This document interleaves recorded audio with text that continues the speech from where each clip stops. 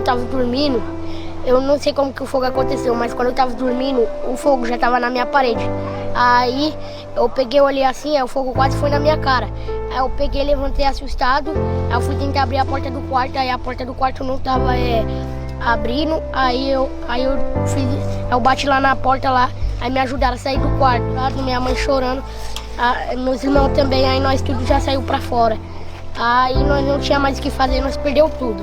Roupa, cama, fogão, geladeira, tudo nós perdeu. Umas meia-noite aconteceu o acidente e pegou fogo em todos os barracos. Nós perdemos tudo, 22 pessoas perdemos os barracos e aqui é como se diz, aqui é um lugar bom de se morar e várias crianças, tem muita criança que precisa, a gente que perdeu tudo, tem criança, tem bebê que nasceu esses dias e, sabe, a gente tá desesperada, todo mundo tá desesperado. Mas graças a Deus nós estamos vivos, o que perdeu a gente pode reconquistar, ter fé em Deus que objetos a gente não leva para dentro do caixão, o importante é estar vivo e crer em Deus. E só Deus sabe o que aconteceu, né? Só Deus sabe o que aconteceu. O importante é estamos todos vivos. Isso é um exemplo que não levamos nada. O importante é a vida, é a saúde, o mais importante.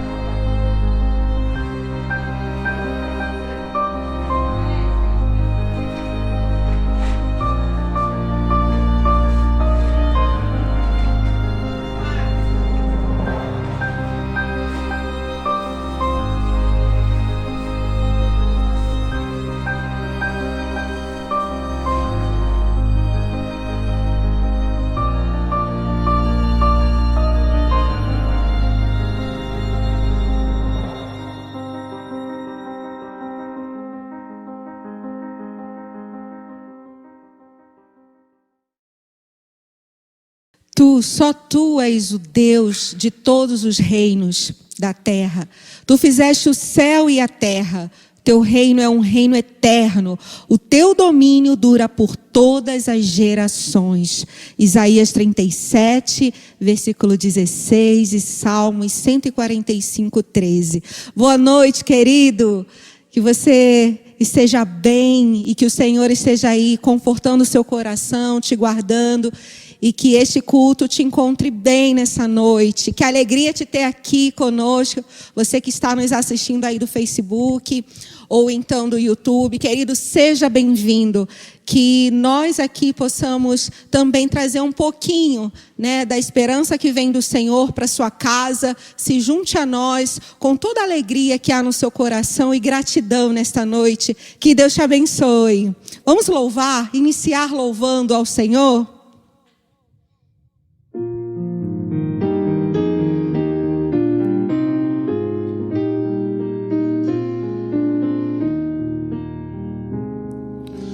A ti, ó Deus, fiel e bom Senhor, eterno Pai supremo.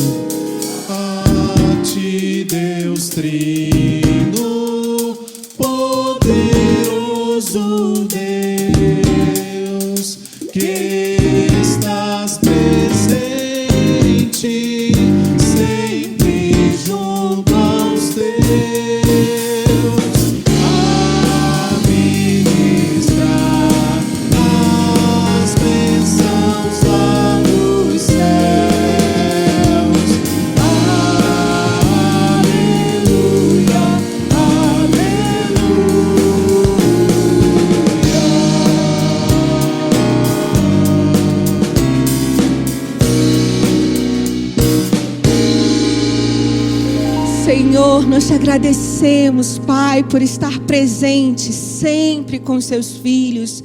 E é motivo de nós agradecermos e nos alegrarmos, porque o Senhor nos concede mais essa oportunidade de estarmos, Senhor, louvando e engrandecendo o teu nome. Senhor, tempos difíceis certamente estamos passando, mas eu te agradeço por passar conosco e nos dar sempre, Senhor, essa companhia, Deus. E nós te agradecemos. Então, continue falando, ó Deus, através dos louvores, recebendo dos altos céus toda a nossa gratidão. E que todo o nosso louvor suba, Senhor, como cheiro suave às tuas narinas. Ó Senhor, alcança cada lar, ó Deus, que está conectado, ó Deus, que está prestando atenção no louvor, na palavra, Senhor, a ser ministrada. E que o Senhor abençoe, trate e traga paz, ó Deus, aos corações. É para ti, Senhor, que fazemos. Nós somos pequenos, somos falhos, ó Deus, mas através da tua graça, ela que nos basta, Deus. Toda honra, toda glória seja dada ao Senhor. Obrigada, porque o teu reino é para sempre e ele jamais terá fim. Obrigada porque somos chamados de teus servos e teus filhos, Senhor. Louvado seja o teu nome. Amém.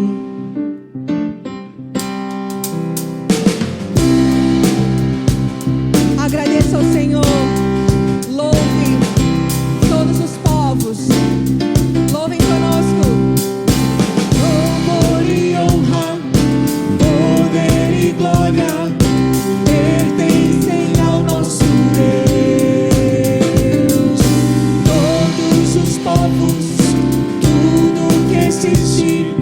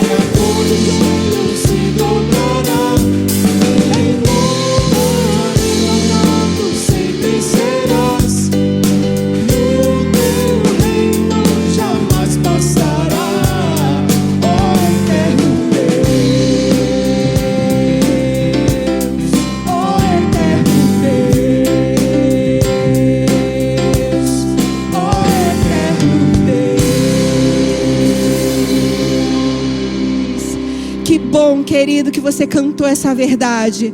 Pode acreditar que o reino do Senhor jamais passará, assim como a palavra dele. Você pode continuar adorando, declarando que esse nome, que é sobre todo nome, é o nome de Jesus. E esse nome cura os feridos, levanta os mortos. É um nome doce, é um nome sublime. Você pode falar aí com muita fé e gratidão: esse é o nosso Deus, é o nome do nosso Jesus. Adore a Ele.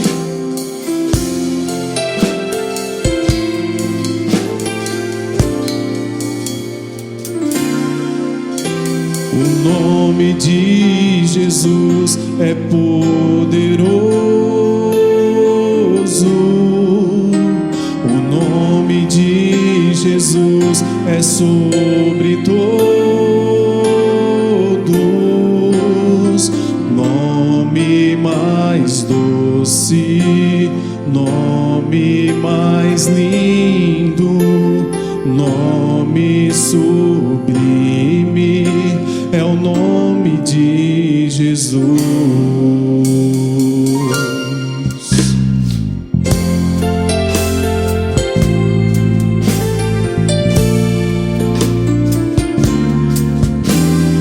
Nome de Jesus levanta os mortos. O nome de Jesus sara os feridos. Nome mais santo, nome mais puro, nome bendito, é o nome de Jesus.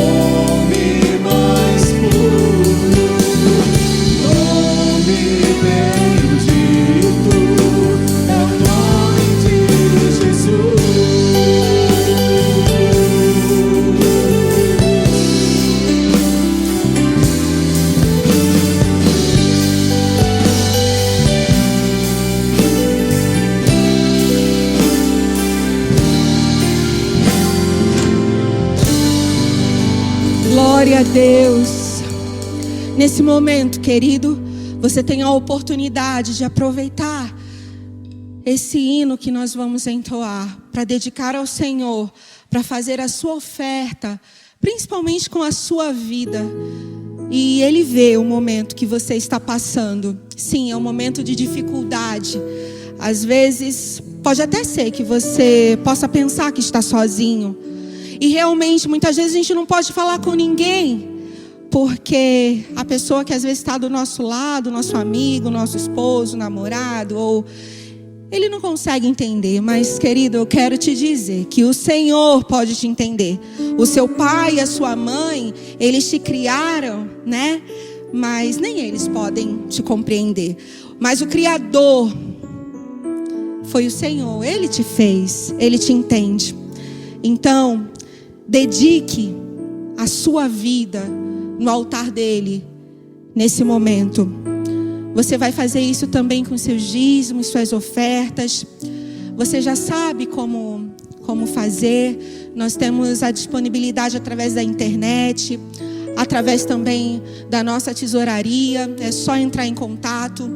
Então, querido, oferte para essa causa que não é nossa, é do Senhor, e que Ele continue a te abençoar aí, os teus celeiros e tudo que você precisar. Mas quero novamente falar que Ele é contigo. Ele sabe das suas dores, e por mais que a gente passe às vezes, né, um deserto, Ele vai trazer esperança, renovar as suas forças e restaurar a sua fé. Essa é a palavra que eu tenho para você nesta noite, amém?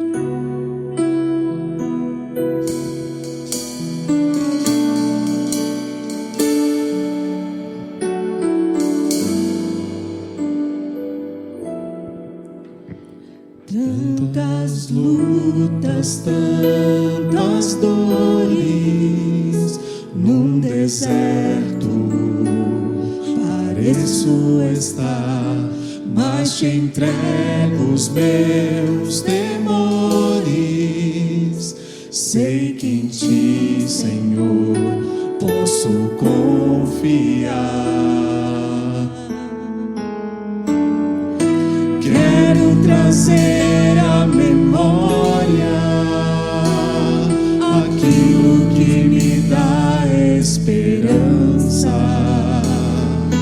Quero trazer à memória aquilo que me dá esperança.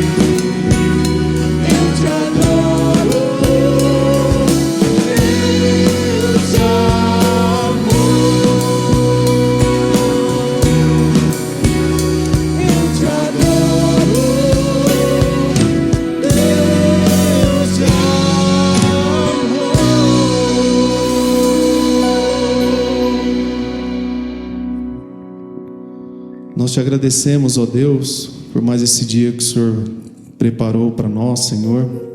Te agradecemos pelos dízimos e pelas ofertas, Senhor, que o Senhor tem sustentado, Senhor Deus, o teu povo, ó Pai, não só pela saúde, mas também financeiramente, ó Pai. Nesses momentos difíceis, Senhor, visita os lares, Senhor, que estão com uma certa dificuldade, Senhor Deus, financeira, ó Pai. A questão do emprego também, Senhor. Toma conta, Senhor. Cura, Senhor Jesus, as feridas, ó Pai. Que possamos, Senhor Deus, estar a cada dia, ó Pai, aprendendo contigo, ó Pai, e caminhando contigo, ó Pai, porque os dias são difíceis, ó Pai, mas até aqui o Senhor tem sido um Deus fiel, ó Pai. Te agradecemos e assim oramos com o perdão dos nossos pecados, em nome de Jesus, amém.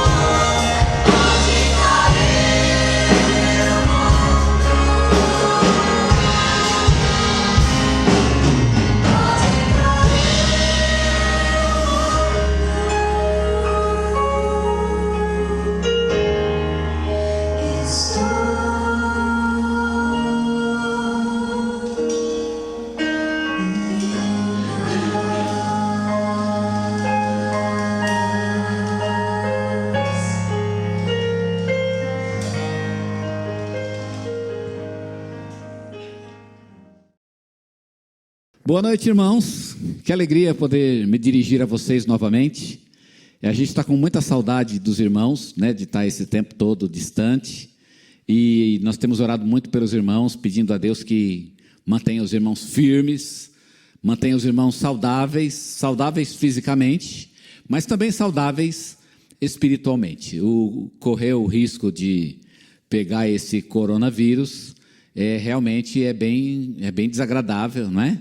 Mas muito mais desagradável do que isso é pegar o outro vírus, que a Bíblia chama de pecado, e deixar que ele domine a nossa vida. Então vamos nos cuidar para manter o corpo limpo, mas acima de tudo vamos nos cuidar para manter o nosso coração limpo, tá bom? Eu era molecão ainda, molequinho ainda, né? Quando eu cantava um cântico lá na escola dominical, que falava: o sabão lava o meu rostinho, lava o meu pezinho e lava a minha mão, mas Jesus, para me deixar limpinho, quer lavar meu coração. Eu estava lembrando desse cântico esses dias, enquanto lavava a mão, e ele expressa uma verdade muito importante para nós. É importante cuidar da nossa saúde, mas muito mais importante é cuidar da nossa saúde espiritual. O nosso corpo um dia vai embora de qualquer jeito, mas a nossa alma, ela é eterna, e cabe a nós tomarmos as decisões que vão manter a nossa alma eternamente na presença do Senhor, para desfrutar da presença dele. Amém por isso? Então fique firme no Senhor, mantenha firme os seus propósitos e vamos seguir adiante, tá bom? Quero também parabenizar o pessoal de casais por ter feito aquele evento no sábado passado com a Olga. Foi muito legal, Paulinha, Denis e o pessoal de casais, parabéns, o Wilson, parabéns, obrigado pelo trabalho de vocês, foi uma bênção, e fica ligado aí participando dos nossos próximos eventos, tá bom? Esperemos em Deus que logo, logo termina essa temporada e a gente vai estar de volta aqui na casa do Senhor. Bem, eu gostaria de retomar aqui a nossa mensagem, nosso estudo. Nós estamos falando de Zacarias e terminamos as 8 visões de Zacarias. Depois das 8 visões tem uma espécie de fechamento, e é um fechamento mesmo. Agora Zacarias vai dar a sua última profecia, ela vai fazer um fechamento nas visões, não é uma visão, né? Mas é um tipo de um fechamento, e depois dessa profecia, aí acaba então essa primeira sessão de Zacarias. É como se Zacarias aí terminasse, e aí ele não vai mais falar, né? Ele vai falar agora só depois de 2 anos, ele vai ficar 2 anos em silêncio. E acho que Zacarias até tinha pensado que tinha acabado aqui as suas profecias, mas aí o Senhor falou de novo com ele, e depois de 2 anos ele retoma então com novas profecias. Mas vamos deixar essas novas profecias, não para daqui 2 anos, claro, né?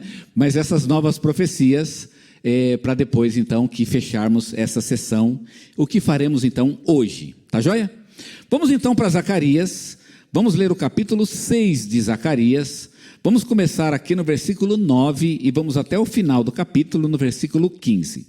Zacarias 6, de 9 a 15. Vamos ver o que é que diz a palavra do Senhor? Ainda me veio a palavra do Senhor dizendo: recebe dos que foram levados cativos, a saber, de Eudai, de Tobias, de Gedaías, e vem tu no mesmo dia e entra na casa de Josias, filho de Sofonias, para a qual vieram de Babilônia. Recebe, digo, prata e ouro, e faze coroas, e põe-nas na cabeça do sumo sacerdote Josué, filho de Jeozadaque. E fala-lhe, dizendo: assim diz o Senhor dos Exércitos, eis aqui o homem cujo nome é Renovo. Ele brotará do seu lugar e edificará o templo do Senhor. Ele mesmo edificará o templo do Senhor.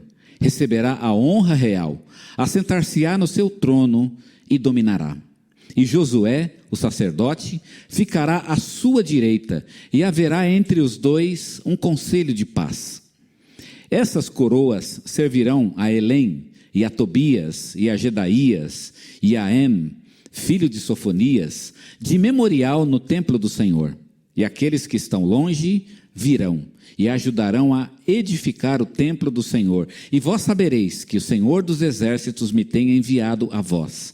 E isso sucederá se diligentemente obedecerdes à voz do Senhor, o vosso Deus.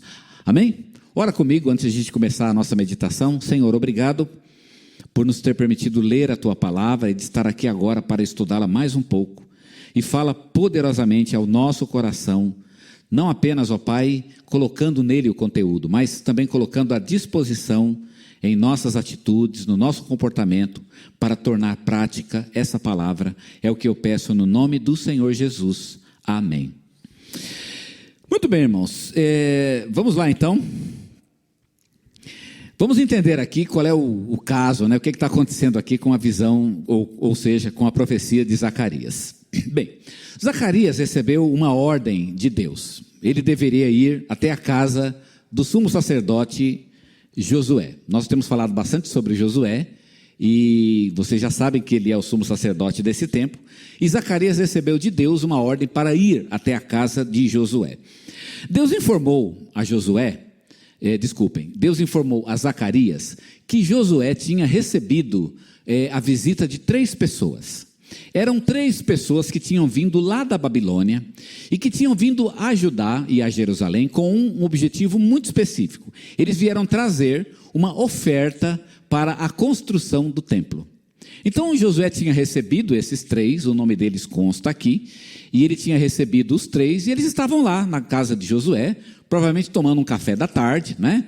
E estavam lá conversando com Josué, e Zacarias agora vai lá na casa de Josué, então, para fazer algo que Deus ordena para eles. Esses 3 homens tinham trazido uma oferta da Babilônia. Era uma oferta em ouro.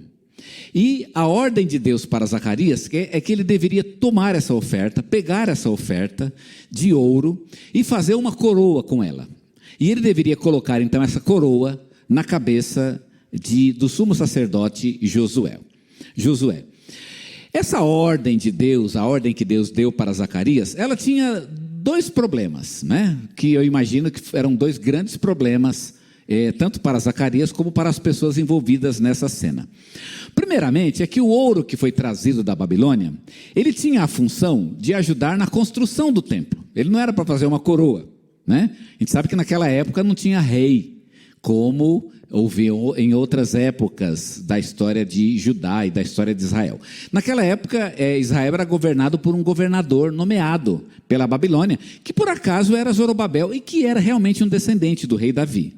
Mas não era um rei no sentido da palavra. Ele era, na verdade, como ele é chamado na Bíblia, ele era um governador. Ele era uma espécie de supervisor, se a gente pode chamar assim, não é? Então não havia rei, mas Zacarias deveria então fazer uma coroa. E esse ouro que eles tinham trazido então, ele tinha a função de ser investido no templo. Então eu imagino que seria um grande problema para eles, né? Ver o ouro que eles ajuntaram de ofertas lá na Babilônia, com tanto carinho, com tanto amor, para a construção do templo, ou para a ornamentação do templo, de repente ser todo transformado numa coroa. E o pior, quem vai usar essa coroa? E vem o segundo problema agora na ordem de Deus, e na minha opinião maior até do que o primeiro. O primeiro foi meio chato, né? Porque eles fizeram a oferta para um motivo, e acabou a oferta sendo usada para outro. Mas o segundo é bem mais complicado. É que Zacarias deveria pegar essa coroa e colocar na cabeça do sumo sacerdote Josué. E isso realmente era um grande problema. Por que era um problema? É porque o que significa colocar uma coroa na cabeça de Josué? Significa que Zorobabel então não é mais o governador? Significa agora que vamos ter um rei? Se tivermos um rei, é Josué que é o rei. Mas Josué não é da linhagem de Davi. O próprio Deus disse que o rei deveria ser da linhagem de Davi. E Josué não era da linhagem de Davi. Zorobabel sim era da linhagem de Davi. Por que a coroa deveria ser colocada sobre a cabeça de Josué? Josué era um sumo sacerdote. Nunca houve na história de Israel um exemplo ou um caso de um sumo sacerdote que ocupasse a função de rei. Rei sempre foi rei e sumo sacerdote sempre foi sumo sacerdote. O fato aqui é que essa coroa tinha que ser colocada na cabeça de Josué, o sumo sacerdote. Significava que Zorobabel não era mais o rei? Ou o governador? É isso? Que Zorobabel agora deve sair de lado e deixar Josué no trono? Era isso que significava? Vejam o problema envolvido na ordem de Deus. Bem, o terceiro pedido de Deus aqui, ele responderia a essas perguntas e resolveria esses problemas. Essa coroa deveria ser colocada na cabeça de Josué, e depois disso ela deveria ser tirada da cabeça de Josué e ser colocada no templo. Então observem vocês, a coroa, o lugar dela não era na cabeça de Josué. Ela, embora fosse colocada lá por numa cerimônia simbólica, mas o lugar dela realmente era o próprio templo. Ela era lá que ela deveria ficar. Ela serviria no templo como um memorial para as promessas de Deus. Bem, no final todo mundo entendeu que Deus não estava entronizando Josué. Deus não estava fazendo de Josué o rei. Deus estava apenas fazendo um ato simbólico. Mas o que representava esse ato simbólico de colocar uma coroa na cabeça do sumo sacerdote Josué? Qual é a ideia, não é? Quando a coroa foi colocada, na verdade ela não foi colocada naquela hora. O Zacarias foi na casa do sumo sacerdote, pegou o ouro, que era destinado para a ornamentação do templo, levou o ouro para algum lugar e com aquele ouro, então, ele fez uma coroa. Então, houve um certo tempo. Ele fez a coroa, aí ele marcou uma reunião. E o texto fala alguns nomes que estavam presentes nessa reunião e certamente muitas outras pessoas foram, talvez até curiosos, foram para ver o que ia acontecer nessa reunião. Uma reunião que aconteceu, então, em um outro lugar. E nessa reunião, então, o sumo sacerdote foi chamado para frente e ali, então, ele foi coroado na frente das pessoas. Quando ele foi coroado, houve, então, uma palavra oficial falada para o sumo sacerdote Josué. E a palavra, então, foi a seguinte: eis aqui o homem cujo nome é renovo. Eu vou repetir, a palavra falada no momento da coroação de Josué foi: eis aqui o homem cujo nome é renovo. O que é renovo? Eu já falei com vocês sobre essa história do renovo, O renovo aparece várias vezes em Zacarias e ele é uma prefiguração de Jesus Cristo. Lembra quando eu falei para vocês da figura do bosque que Isaías contou lá no capítulo 9? Um grande bosque que é queimado, E sobram somente as árvores mais fortes. E depois vem uma nova onda de fogo e queima novamente o bosque. E resta somente uma árvore, a mais forte do bosque. Ela fica em pé. E depois essa única árvore, ela é cortada. E aí quando ela é cortada, fica somente o toco. E aí daquele toco o texto diz: a santa semente é exatamente o toco. E é dessa semente que brota o renovo. Daquela semente é que surge a raiz de Davi, o tronco, chamado o tronco de Jessé. Aquele tronco, aquele toco, na verdade, é o remanescente que voltou da Babilônia e que está agora reconstruindo a nação. Este é o toco. E é desse remanescente que vai surgir o renovo. E quem é o renovo? É o Senhor Jesus Cristo. Ele nasceu exatamente das pessoas que vieram da Babilônia e que reconstruíram então a nação de Israel, a religião de Israel, que restauraram a lei, que refizeram o templo e os muros. Foi desse povo que Jesus Cristo veio, portanto. Bem, o renovo então é uma prefiguração de Jesus Cristo. Chamar Josué aqui de renovo é dizer que Josué está prefigurando Jesus Cristo. É uma profecia sobre Jesus. Bem, se é uma profecia sobre Jesus, eu tenho uma pergunta então para fazer. Por que então não colocar a coroa na cabeça de Zorobabel? Faz muito mais sentido.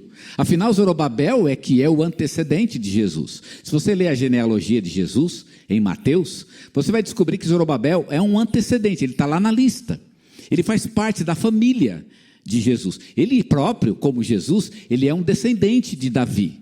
Então seria muito natural colocar a coroa na cabeça do Zorobabel. Até porque tinha tudo a ver colocar na cabeça de Zorobabel, porque Zorobabel já era mesmo governador. Seria muito legal, Ele já é o governador, não chega a ser um rei, mas já é um governador. Então eu colocaria, se fosse eu, colocaria na cabeça do Zorobabel, Mas Deus, certamente muito mais esperto do que eu e muito mais inteligente do que eu, ele sabe o que está fazendo. E ele não coloca na cabeça de Zorobabel porque tem algo na cabeça de Josué, na coroa da cabeça de Josué, que não tem na cabeça de Zorobabel. Por que a cabeça de Josué, o sumo sacerdote, que não é um descendente de Davi, é melhor do que a cabeça de Zorobabel, que é um descendente de Davi? É sobre isso que eu quero pensar com vocês, porque exatamente a coroa vai na cabeça de Josué e não de Zorobabel. Bem, nós sabemos aqui que Josué está fazendo uma prefiguração de Jesus Cristo. E quando a coroa vai na cabeça de Josué, significa que Josué de forma simbólica, ele assume o trono. Isso significa que Jesus, que é o nosso sumo sacerdote, ele também recebe a função de rei. Ou podemos dizer o contrário, Jesus, que é o rei, também recebe a função de sumo sacerdote. Josué aqui prefigura Jesus no sentido de que Jesus ele assume duas funções específicas. Ele é sumo sacerdote ou ele é sacerdote, e se vocês lerem Hebreus fala muito a respeito do ministério sacerdotal de Jesus, mas ele também é o rei. Como rei, Jesus domina politicamente. Um dia ele há de dominar politicamente o mundo. Talvez ele não esteja fazendo isso, mas ele está preparando o mundo para o dia em que o reino será dele. Não será dos reis, não será dos governadores e nem dos presidentes. O mundo pertencerá ao próprio Senhor Jesus, que há de se assentar no trono das nações. Nesse sentido, ele é o rei, mas ele também faz a função de sacerdote, ou seja, ele é aquele que nos une a Deus, é o que nos leva a Deus, é aquele que faz o intermédio entre nós e Deus. Jesus, portanto, ele tem uma dupla função, ele é ao mesmo tempo sacerdote e ao mesmo tempo rei. O verso 13 que nós lemos, ele mostra a ligação entre esses dois ofícios. Olha o que diz: assentar-se-á no seu trono e dominará. Como rei, é claro. Mas ele continua dizendo: e será sacerdote no seu trono, e reinará em perfeita união entre ambos os ofícios. Ou seja, Jesus reina em perfeita união entre a monarquia, entre o reinado, entre a soberania de rei e o sacerdócio. A mensagem dessa profecia, portanto, é a seguinte: Deus está falando isso para o povo de Israel. Vocês estão construindo o templo, que era exatamente o que o povo estava fazendo nesse tempo. Vocês estão construindo o templo, mas quando o Messias vier, ele também vai construir um templo. Que não é esse templo que vocês estão construindo. Ele vai construir um outro templo. O verso 12 tinha dito: eis aqui o homem cujo nome é Renovo. Ele brotará do seu lugar e edificará o templo do Senhor. Ele mesmo edificará o templo do Senhor. Por que o Messias iria edificar o templo do Senhor? Não estava sendo edificado? Aliás, estava sendo edificado até para adiantar as coisas. Quando o Messias viesse, o templo já estaria edificado. Mas agora o versículo disse que ele edificaria um outro templo, não esse, mas um outro templo. Quando o povo terminasse de construir o templo, aquela coroa, ela deveria ficar nesse templo, né, que o povo tinha acabado ou estava acabando de construir. A coroa ficaria naquele templo como um memorial de que um dia o Messias viria e construiria um outro templo, um templo espiritual. Era essa a ideia de coroar o sumo sacerdote Josué. Todo mundo que entrasse no templo veria a coroa e lembraria: esse templo, ele é só provisório. Um dia o Messias virá e vai construir um templo de verdade. Só que o templo que Jesus constrói não é mais um templo de madeira, de pedra, não é mais um templo de alvenaria, mas é um templo espiritual. O templo de Jesus nada mais é do que a sua igreja, chamada no Novo Testamento de o templo de Deus. Lembra que nós somos as pedras desse novo templo, um templo que é edificado para a morada de Deus no Espírito? Esse é, portanto, o sentido dessa visão. Ela prepara para a vinda de Jesus e para a edificação do templo espiritual que Jesus iria edificar. É interessante a coroa servir como memorial. Ela ficou no templo, e as pessoas, enquanto o templo ficou em pé, as pessoas entravam e viam aquela coroa, e isso servia para que elas se lembrassem dessa verdade. Memorial. A Bíblia de vez em quando tem esses negócios, essas histórias de memorial. Eu mesmo já fiz um memorial certa vez na minha vida. Eu consagrei minha vida ao Senhor, eu era ainda menino, não me lembro quantos anos eu tinha, mas eu me lembro de ter feito uma oração que foi tão séria e tão forte que eu bati um prego na minha estante. E o prego ficou lá. Eu havia lido uma história, sobre um fazendeiro que havia cravado uma estaca no chão naquela noite. E eu, para fazer igual à história que eu tinha acabado de ler, eu cravei um prego na minha própria estante. E toda vez que eu me sentava na minha mesa e via aquele prego, eu me lembrava da decisão que havia tomado diante do Senhor. Todos nós temos memoriais em nossa vida. Quando você coloca um versículo na geladeira, você não está nada fazendo, né? Nada mais do que um memorial, né? Quando você coloca uma Bíblia aberta, por exemplo, num certo lugar, aquilo pode ser um memorial, né? Que você faz para se lembrar de algo. Por exemplo, nós estamos fazendo um discipulado, né? E eu tenho feito as meditações diárias e eu deixo sempre no mesmo lugar, né? As minhas meditações. Toda vez que eu passo e vejo naquele lugar as minhas meditações, eu lembro do meu compromisso com Deus. É o meu memorial. Aquela coroa era exatamente isso, o memorial de que Deus iria fazer algo na vida desse povo. O que Deus ia fazer então na vida desse povo? Quais eram essas coisas que não poderiam ser esquecidas jamais? Eu coloquei aqui pelo menos em 3 que eu gostaria de rapidamente mencionar aos irmãos. Primeiramente, aquela coroa seria um memorial de que Deus estava fazendo uma outra obra, uma obra invisível, mas muito real, como nós gostamos de cantar, né? Invisível, mas real. Deus estava fazendo outra obra. O povo não podia esquecer disso. Meu irmão, você não pode esquecer de que Deus está fazendo uma outra obra na tua vida. Porque às vezes você fica pensando que a única obra que Deus está fazendo é aquela que Ele está fazendo no seu ambiente, né?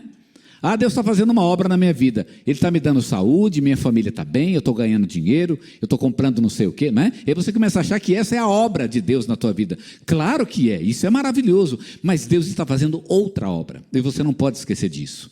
Ele não está apenas edificando um templo, né? Um templo físico, mas Ele está muito mais importante do que isso, edificando um templo espiritual. Como a nossa igreja, nós estamos construindo. Mas nós nunca podemos esquecer que enquanto construímos um templo de madeira, um templo de pedra, um templo de tijolo, Deus está construindo um templo espiritual, no mesmo lugar em que estamos construindo aqui um templo de pedras. Ele está fazendo uma outra obra, um templo espiritual, um templo que deve glorificar o teu nome. Deus está fazendo algo mais na tua vida. Tem gente que se preocupa muito com as coisas materiais, não é? Ah, Deus tem que me ajudar nisso, naquilo, é dívida que tem que ser paga, né? Sim, tudo isso é importante, não é? Coisas que você precisa comprar, preciso comprar uma casa, preciso sair do aluguel, preciso comprar um carro, preciso melhorar a minha saúde. Amém por isso, isso é muito bom. Mas eu não posso me esquecer que a parte disso, e muito além disso, inclusive, Deus está construindo um templo espiritual. Todas as bênçãos materiais que Deus nos dá, um dia vão ficar aqui, mas a bênção espiritual, essa vai com a gente. Paulo agradeceu por muitas bênçãos que Deus deu aos Efésios, mas ele deu destaque especial às bênçãos espirituais. Ele disse no capítulo 1, verso 3, eu sou grato a Deus, o Pai do nosso Senhor Jesus Cristo, que nos tem abençoado com toda sorte de bênção espiritual nas regiões celestiais em Cristo Jesus. Paulo era grato a Deus, porque Deus o tinha abençoado e abençoado a sua igreja com bênçãos espirituais. Pode ficar feliz com as bênçãos materiais que Deus lhe dá, mas fique muito mais feliz com as bênçãos espirituais. Essa outra obra que Deus está fazendo, você não vê, mas está lá. Você precisa de um memorial na tua vida para te lembrar disso. Deus está fazendo muito mais do que Ele está fazendo, do que você pode ver. Muito mais. Deus está fazendo algo mais na tua vida, algo invisível. E você precisa acompanhar Deus nessa obra invisível no teu coração, na tua alma, nos teus sentimentos, no teu interior, no teu homem interior. Afinal, como Paulo disse, o exterior pode até se corromper, mas o interior se renova de dia em dia. Nós não podemos esquecer disso. Outra coisa que nunca podemos esquecer, e é muito fácil esquecer disso, e precisamos de um memorial para não nos esquecermos disso, é que a obra de Deus é muito maior do que a nossa vida, é maior do que a minha vida. O verso 15 disse, aqueles que estão longe virão e ajudarão a edificar o templo do Senhor. A casa, irmãos, que Deus está edificando no meu coração, no meu espírito, a casa espiritual de Deus, ela é maior do que a minha vida.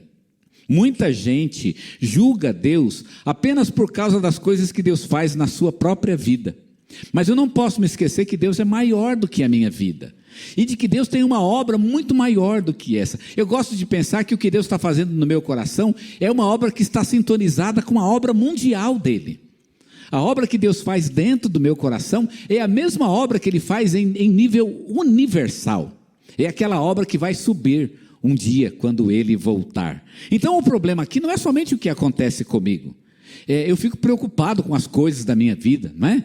O meu dinheiro, a minha casa, a minha família, o meu espaço, né? Nós temos muito essa coisa de achar, como eu falei no domingo passado, que a única preocupação de Deus e a única coisa o único trabalho de Deus é cuidar da nossa vida. Eu tenho que me lembrar que Deus tem um trabalho maior do que esse. Ele cuida sim da nossa vida, mas o trabalho dele é maior do que esse. Ele está edificando paralelamente às coisas materiais que Ele me dá, Ele está edificando um templo espiritual, e esse templo é maior do que a minha vida. E como é maravilhoso pensar que eu e você somos parte disso.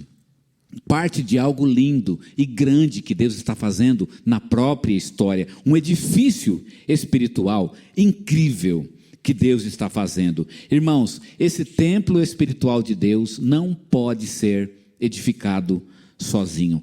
Você precisa estar junto com as pessoas. Não é trabalho de uma pessoa só. Não é trabalho de um povo só. Não é trabalho de uma cultura só. Não é trabalho de só uma denominação. É trabalho de todo o mundo. Todo mundo que serve a Deus participa dessa obra espiritual de Deus.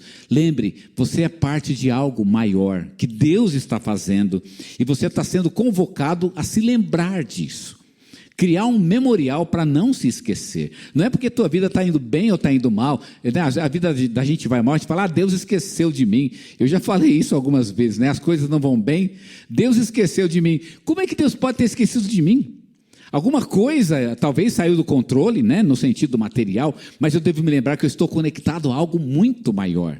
Algo muito mais lindo, né? Muito mais profundo, muito mais espiritual. Essa é a obra de Deus em nossas vidas. O povo de Israel não podia esquecer disso, e você e eu também não podemos nos esquecer. E finalmente, a última coisa que não podemos nos esquecer é que se eu quiser participar dessa obra espiritual de Deus, eu preciso ser obediente a Ele. Eu preciso ser obediente à palavra de Deus. O verso 15 termina dizendo: isto sucederá se diligentemente ouvirdes a voz do vosso Deus. A impressão que dá quando a gente lê esse versículo é que se o povo não obedecer a Deus, não vai acontecer nada, né? Aquela coisa de que virão outras nações e vão fazer um grande templo para o Senhor, um templo espiritual maravilhoso. Quer dizer, se vocês não obedecerem, não vai acontecer nada. Não é isso que o texto está dizendo. Deus vai fazer de qualquer jeito. Aliás, Deus tenha misericórdia se Ele estiver dependendo da obediência das pessoas. Deus nunca esperou a obediência das pessoas, não é? Ele nunca dependeu da obediência das pessoas, melhor dizendo. Deus vai fazer as pessoas obedecendo ou não. Mas se você não obedecer, você não participa dessa obra de Deus. É isso que está em jogo aqui. Vocês não vão ver isso se vocês não andarem junto com Deus, não caminharem com Ele, se vocês não estiverem com Ele no passo a passo, no dia a dia, andando e fazendo com Deus, juntamente com Ele, a sua obra. Você tem que decidir se você quer ou não participar dessa obra. Você tem que colocar como um memorial na tua vida e nunca esquecer de que você tem que ser obediente à palavra de Deus para participar da obra dele na tua vida. Irmãos, isso é muito mais maravilhoso e muito mais incrível do que aquilo que Deus está fazendo materialmente na nossa vida. Nós estamos construindo um templo, por exemplo. Isso realmente é maravilhoso. Mas Deus está fazendo algo muito mais maravilhoso do que a construção de um templo de alvenaria. Ele está construindo um templo espiritual na nossa igreja. E isso é muitíssimo mais incrível. Afinal, o templo de alvenaria vai cair um dia. E Deus queira que caia mesmo, que os nossos filhos, né? Ou quem sabe até a nossa própria geração, algum dia vai derrubar para fazer um outro. Quem sabe? Nós não sabemos. Esse templo pode cair, mas o templo espiritual de Deus, ele não pode cair nunca. Enquanto Deus trabalha no seu ambiente, na sua família, enquanto Deus trabalha no seu mundo material, Ele também trabalha no seu mundo espiritual para fazer algo incrível e maravilhoso que só Ele pode fazer. E você tem que participar dessa obra. Depende de você participar dessa obra. Depende de você dizer o seu sim para Deus. Senhor, eu quero sim. Eu quero participar da tua obra. Eu quero estar presente. Eu quero estar caminhando contigo. Eu quero fazer parte desse templo espiritual que o Senhor está construindo para a tua glória. Eu não estou vendo, é uma obra invisível de Deus, mas o Senhor está fazendo na minha vida. Meu irmão, Deus está fazendo algo na tua vida que você não está vendo. E acredite-me, isso é mais incrível do que aquilo que você está vendo. Amém? Ora comigo. Senhor, eu louvo o nome do Senhor por isso. Que verdade incrível Zacarias nos mostra. Deus está fazendo algo muito mais incrível, Senhor, do que aquilo que nós estamos vendo. Eu já achava que Deus era incrível e de que Ele estava fazendo coisas maravilhosas, mas eu descubro que Ele está fazendo coisas ainda muito mais maravilhosas, coisas que eu nem vejo, e Ele está fazendo ao meu redor. Louvado seja o nome do Senhor por isso. Que a tua bênção e a tua graça repousem sobre a minha vida, sobre a vida dos meus irmãos, e que, Senhor, nós entendamos e vivamos com o Senhor, participando da tua obra, ó Pai, da obra visível, é verdade, mas principalmente daquilo que não estamos vendo, caminhando no dia a dia, passo a passo, na palavra, na oração e principalmente na obediência, Senhor, para participar dessa incrível obra que o Senhor está fazendo. Um dia nós veremos, ó Pai, um dia nós a veremos face a face, estaremos diante da obra do Senhor em nós, mas até lá seremos obedientes e te seguiremos. E, ó Senhor Deus, ajuda-nos a nunca esquecer disso. O Senhor faz algo muito mais maravilhoso do que o que nós podemos ver. Um templo espiritual reconstruído, edificado em nossas vidas e em nossos corações. Que o Senhor nos sintonize, ó Deus, com o teu propósito, com a tua vontade, e continua, Senhor, fazendo essa obra nos nossos corações. Que eu e meus irmãos caminhemos contigo, passo a passo, dia a dia, ó Pai, na construção desse templo incrível e maravilhoso, que no final vai glorificar o teu nome. É o que clamamos para a tua glória, no nome do Senhor Jesus. Amém. Amém. Que Deus o abençoe, que o Senhor seja louvado na tua vida e persista em estar com o Senhor e em deixar que o Senhor faça no teu coração e na tua alma e no teu espírito a obra dele, a obra invisível, mas que certamente é uma obra real, que há de conduzi-lo até a glorificação do nome dele. Amém? Que Deus o abençoe e que você tenha uma semana muito abençoada na paz do Senhor. Fica com Deus. Oh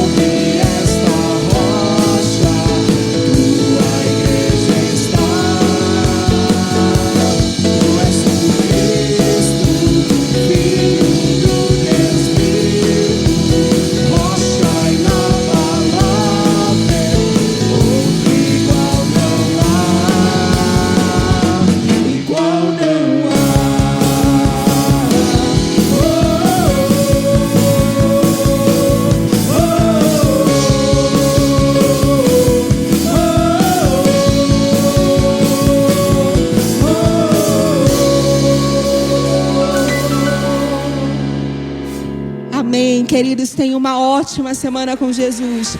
Que Ele te abençoe.